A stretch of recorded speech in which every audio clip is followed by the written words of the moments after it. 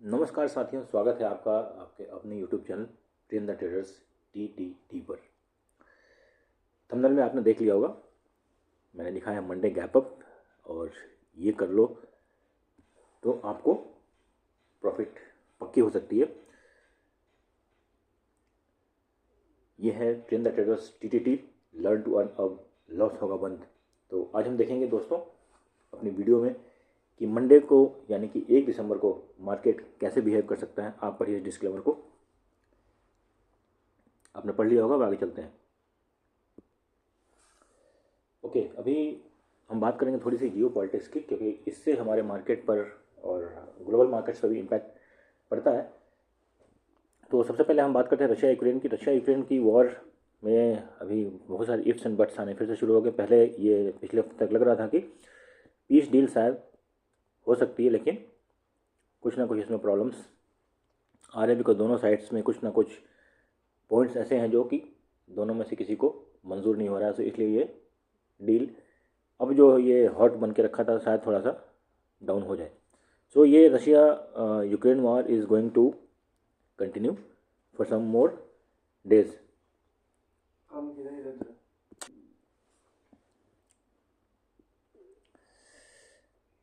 तो ये जैसा मैंने बताया कि रशिया यूक्रेन वॉर कंटिन्यू चलता रहेगा, ठीक है। अभी थोड़ा टाइम लगेगा इसमें, बिकॉज विंटर्स में तो वैसे भी रशिया ने काफ़ी प्रेशर बना रखा है यूक्रेन पर। So it will be continue. Now जो सबसे इम्पोर्टेंट चीज़ है ये है इंडिया की जीडीपी। सो इंडिया की जीडीपी इस क्वार्टर में काफ़ी अच्छी आई है, मतलब पिछले क्वार्टर से बढ़कर आई है, जबकि यूएस के टैरिफ के बावजूद भी हमारी जो इंडिया की जीडीपी है वो अच्छी आई है। ये मैं आपको दिखाता हूँ, ले चलता हूँ। ये देखिए, estimated to grow by 8.2% quarter of the growth rate of 5.6% जो भी है। सो ये एक अच्छी खबर है मार्केट के लिए, और इसलिए मैंने थंबनेल पर लिखा है कि मार्केट मंडे को गैप अप हो सकता है। अब होगा तो कितना होगा, और फिर उसके बाद हमारी स्ट्रेटजी क्या होनी चाहिए, ये मैं आपको चार्ट पर आके बताऊंगा। ओके, सो एक जो बड़ा इवेंट अभी दिसंबर में आने वाला है वो है यूएस का फेड रेट कट। उसमें फिर वही बात हो रही 0.25 बेसिस पॉइंट्स की। सो ये भी एक मार्केट को पॉजिटिव मोमेंटम की तरफ लेकर जा सकता है। सो लेकिन ये इट इज़ नॉट बिफोर, ये 10 दिसंबर के बाद ही होने की संभावना है, ठीक है। अब इस मार्केट में फिर आपका अप्रोच क्या होना चाहिए। सो इस मार्केट में आपका अप्रोच क्या होना चाहिए कि जब भी मार्केट डिप जाए ना, तो आपको यहाँ पर कुछ ना कुछ बाय करना है। या तो आप म्यूचुअल फंड बाय कीजिए, या तो आप कोई अच्छे लार्ज कैप जब वो डाउन हो रहा है तो आप उसको बाय कीजिए, क्योंकि अगले 3 से 4 महीने में ये आपको रिटर्न अच्छे देंगे, क्योंकि बजट है बजट है फरवरी में, और उस समय मार्केट थोड़े टाइम के लिए तो ऊपर रहेगा ही रहेगा। लेकिन एक चीज़ और भी है, इसके पहले मार्केट एक बार भयंकर गिरेगा भी। सो आपको उस अपॉर्चुनिटी का वेट करना है, अपने पास लिक्विडिटी बना के रखिए, ठीक है। और जब मार्केट गिरे तो उस समय आपको फिर उस लिक्विडिटी को इन्वेस्ट करना है। तो ये आपकी ओवरऑल स्ट्रेटजी होनी चाहिए for long term, for about 6 months के लिए आपकी स्ट्रेटजी ये होनी चाहिए। अब चलते हैं चार्ट पर। अब ये देखिए कि आपको मैंने लेवल्स क्या दिए थे फ्राइडे को, और मार्केट ने उन लेवल्स का रेस्पेक्ट किया है क्या। तो ये मैंने क्या बताया था कि 26,150 से 26,200 के बीच में मार्केट रह सकता है, और फिर 60 पॉइंट्स मतलब ऊपर की तरफ 260 और 320 का मैंने टारगेट दिया था, और नीचे मैंने 26,080 और 26,000 तक का टारगेट दिया था। ये देखिए। ओके, तो अब हम चलते हैं दोस्तों कि मार्केट ने कैसे आगे फ्राइडे को कैसे बिहेव किया था। ये देखते हैं क्या उसने हमारे लेवल्स को रेस्पेक्ट किया था क्या।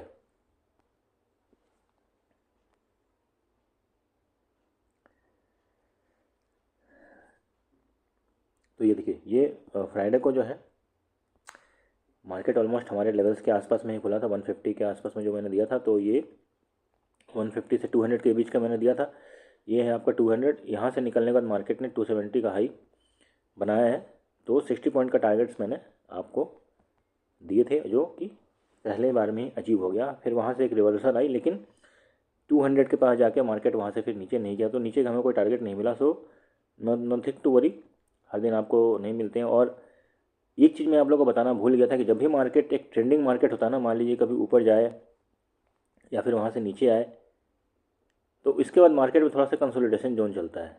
सो ये आप लोग को हमेशा ध्यान देना है, ठीक है। सो कभी भी अगर मार्केट में 1-2 दिन पहले की अगर बहुत भयंकर तेज़ी आ रखी है 250-300 पॉइंट की, तो उस समय आपको हेजिंग नहीं करनी है। क्या बताया मैंने कि अगर 200 पॉइंट से ज़्यादा की तेज़ी आ रखी है तो नो हेजिंग,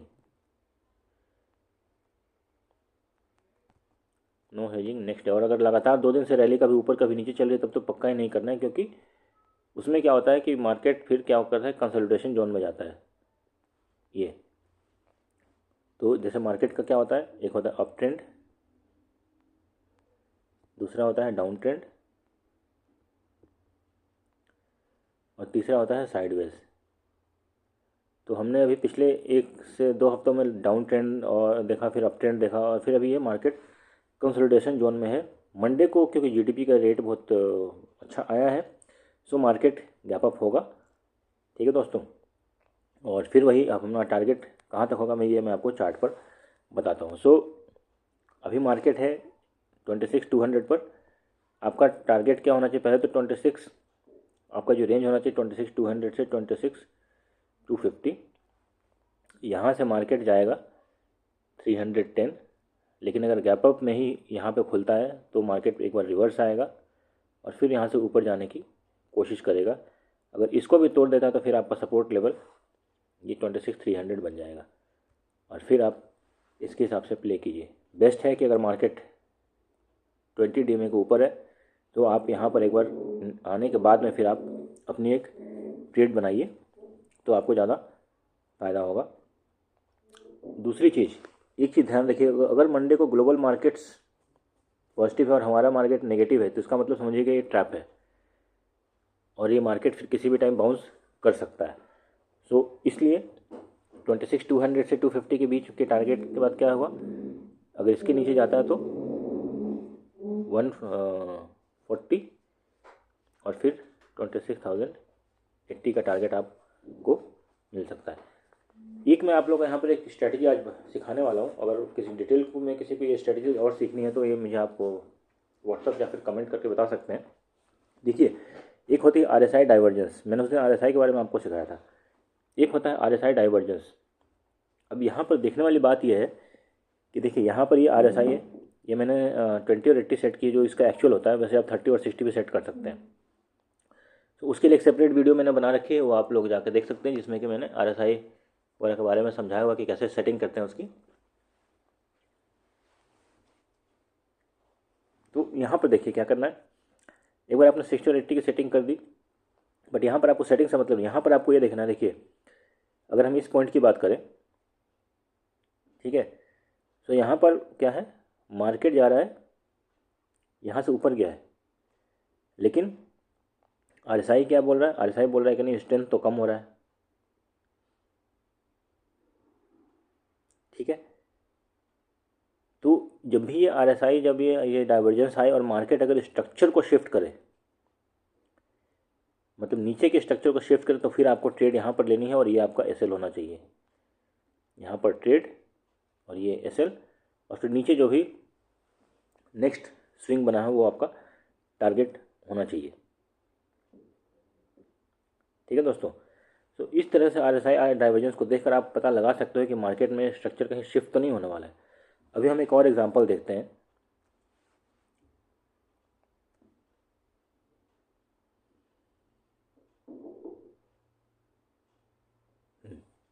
तो यहीं पर आपको अभी आपके सामने ही एग्जांपल्स यहाँ पे मिल जाएंगे, ये देखिए। तो ये आपको इंडिकेट कर देता है कि मार्केट में अब ये देखिए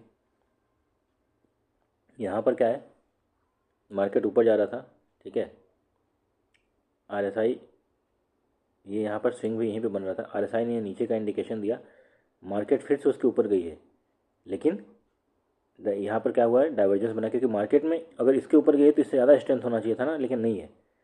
सो इस पॉइंट पर जाकर क्या हुआ है, डाइवर्जेंस बना है। इस पॉइंट पर भी क्या हुआ है, डाइवर्जेंस बना है, क्योंकि देखिए यहाँ पर ये पॉइंट है, एक सेकेंड ये बता दो, ये देखिए ये है ना, तो यहाँ से जब डाइवर्जेंस है, यहाँ जब डाइवर्जेंस बता रहा है, आरएसआई जब बता रहा है कि भाई यहाँ से भी कम होने लगा है, लेकिन कैंडल ऊपर बन रही है, इसका मतलब है कि प्रॉब्लम है। और फिर ये देखिए 30-40 पॉइंट का तो स्विंग ही कभी भी दे सकता है, लेकिन हम एक्चुअल ट्रेड तब लेना जब इसके नीचे भी इसके नीचे भी अगर टूटने लगता ना, अगर इस स्ट्रक्चर को शिफ्ट करता तब हमें ट्रेड लेना है, तो फिर यहाँ से देखिए स्टॉप लॉस आपका लग सकता था, ठीक है।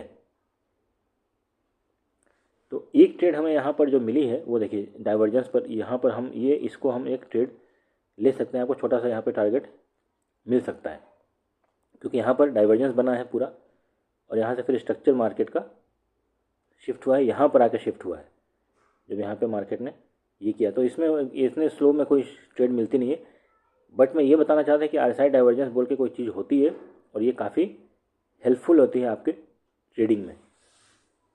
तो मंडे के लिए ये बाय का डाइवर्जेंस यहाँ पे बना हुआ है। सो देखते हैं कि मंडे को क्या होता है, और शायद या तो फिर जो जैसे मैंने बताया, बड़े प्लेयर्स को पता होता है कि क्या होने वाला है मार्केट में, इसलिए वो लोग उसी हिसाब से अपने पोजीशंस को बनाते हैं। सो नेवरदिलेस हमारी एनालिसिस के साथ आप भी धीरे धीरे अपनी ट्रेडिंग की जर्नी को बेहतरीन बना रहे होंगे, इसका मुझे पूरा विश्वास है।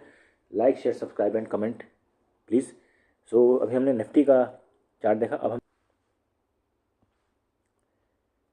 85,700, 85,800, ये आपका 86,000 पहला टारगेट है होगा, क्योंकि उसने पीछे हाई बनाया हुआ था, और यहाँ पर आपका 85,500 आपका पहला टारगेट होगा, और उसके बाद फिर आप 200 पॉइंट के पॉइंट को ट्रेल करते जाइए और अपने प्रॉफिट को उसी हिसाब से पार्शियल बुकिंग करते जाइए, ठीक है। और उसका जब ट्रेडिंग जब शुरू हो तो फिर मैं ग्रुप पे तो बताता ही रहता हूँ, अगर किसी को इंटरेस्ट है तो वो हमारे ग्रुप को ज्वाइन कर सकते हैं। अभी तक काफ़ी लोगों को इससे फ़ायदा हुआ है, एंड जो भी आपके चार्जेस हैं वो आपके एक हफ्ते के अंदर में ही निकल जाते हैं।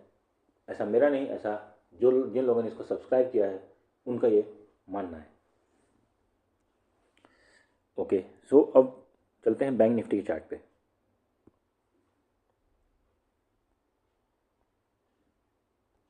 $59, $750, $59, $900 जिधर निकले इसको आप 150 पॉइंट्स ट्रेल कीजिए, इधर भी आप 150 पॉइंट्स ट्रेल कर लीजिए। कितना बताया मैंने?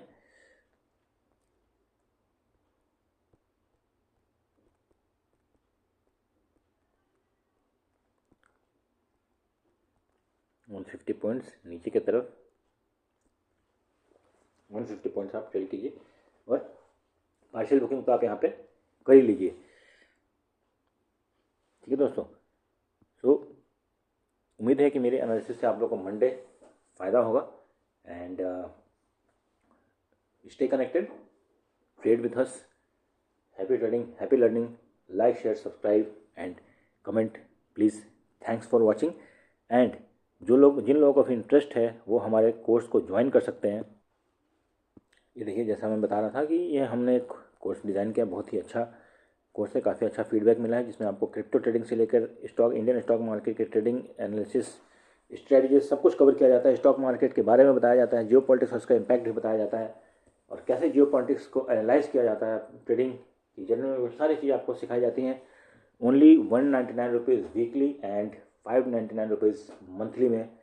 सो आप एक बार वीकली तो सब्सक्राइब करके देख सकते हैं। 199 rupees is nothing, it's like a peanut, and आपके लिए फ़ायदेमंद होगा अगर आप करोगे, अगर आप सीखोगे तो ये आपके लिए बहुत ही अच्छा रहेगा, जिससे कि आप अपनी ट्रेडिंग को लंबे समय तक प्रॉफिटेबल करके मेंटेन करके रख सकते हो। So thanks for watching. Thank you so much. Happy trading, happy learning.